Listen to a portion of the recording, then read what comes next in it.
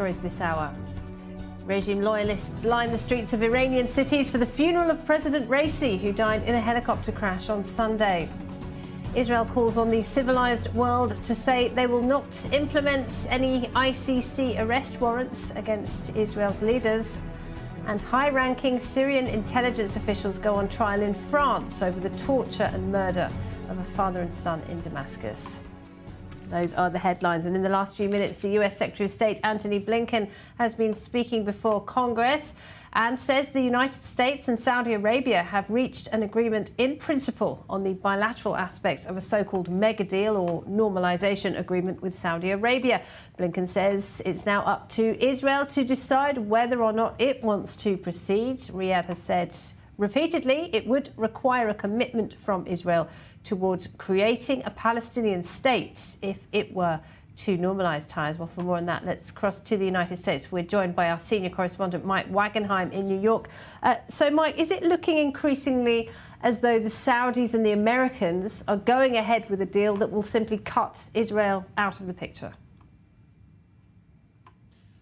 It'll cut Israel out of the picture, but it's not a permanent excising of Israel. I think anybody with even a mild understanding right now of what's happening in the region understands that this Israeli government, I don't think there's any Israeli government, whether it would be led by Benny Gantz or even a Yair Lapid, who would say, okay, let's move forward with a Palestinian state right now while hostages are still being held in Gaza, while Hamas still rules the roost there, while the war is still ongoing. It's impossible for the Israeli public to get behind that, even if an individual leader felt that long-term it was the right decision to make. Well, Qatar's foreign ministry, meanwhile, says talks to reach a ceasefire and hostage release deal remain close to a stalemate. 128 hostages are still in Hamas captivity after 4 bodies were retrieved by the IDF over the weekend. Our Emmanuel Onoha has the story.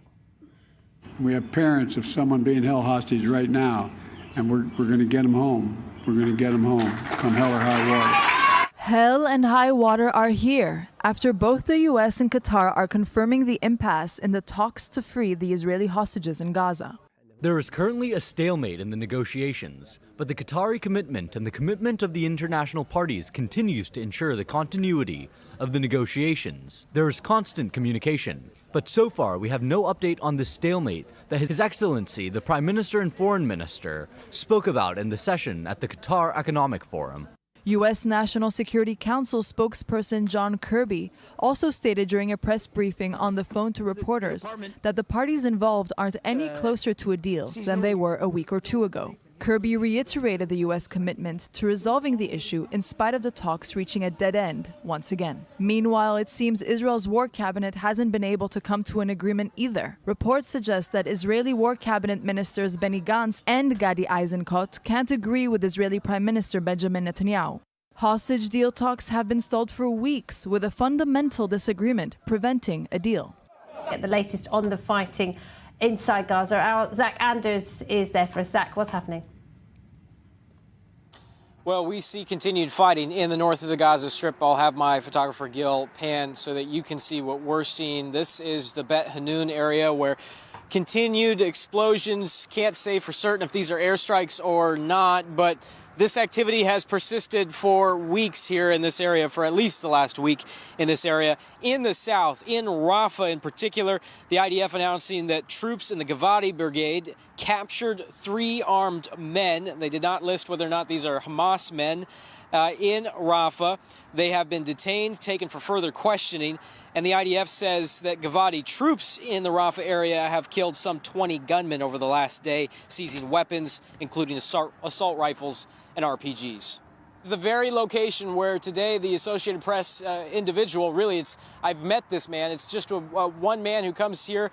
There's another for Reuters, another for AFP. They come with a lone camera and a live view unit that sends that feed to the satellites using some of the cell networks here, and then disseminates that feed around the world.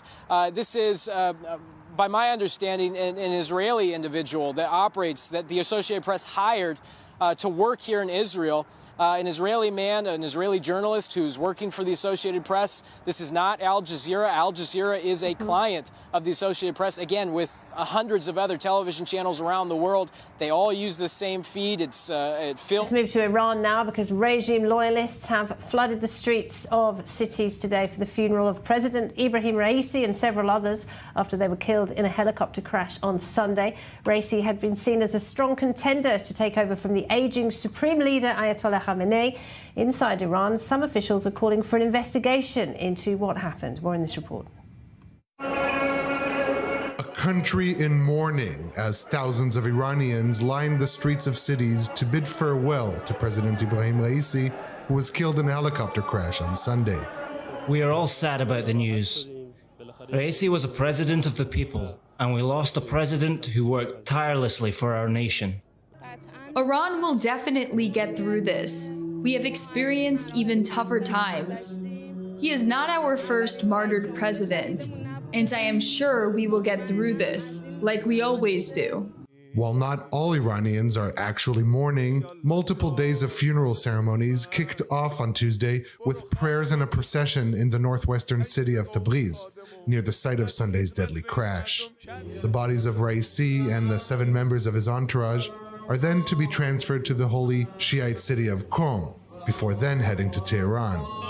I think that the only issue that Iranians have at the moment is that they're lacking focus, in that they all want the same thing, which is the regime to go down. But there's a lack of leadership in terms of within the country.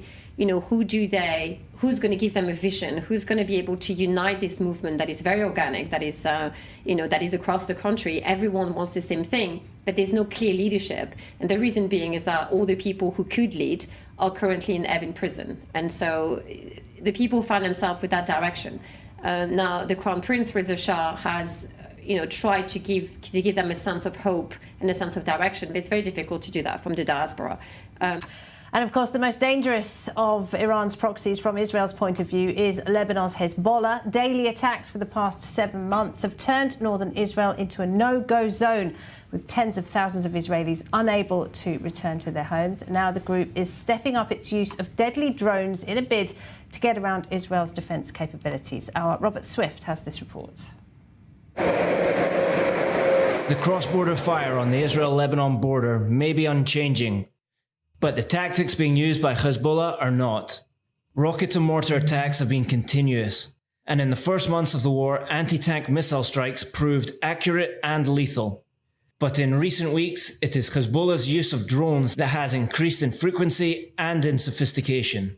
With each particular development, Hezbollah uses a new type of weapon, from ground to ground, ground to air, and now we see air to ground. On Saturday, over a dozen drone infiltration warnings sounded throughout Israeli border communities. And last week, a Hezbollah UAV launched 2 rockets at and then kamikazed into an IDF base. Likely a technological first for a non-state actor, wounding 3 soldiers. Drones are small, elusive targets, and their operators are proving skilled at finding the gaps in Israel's border. But the IDF is equally capable of adaptation. You have proven yourselves up until today, impressively so, and now we have to prepare for continuation and the hot summer ahead. For much of the war, the border with Lebanon has been blanketed in electronic warfare signals, disrupting GPS and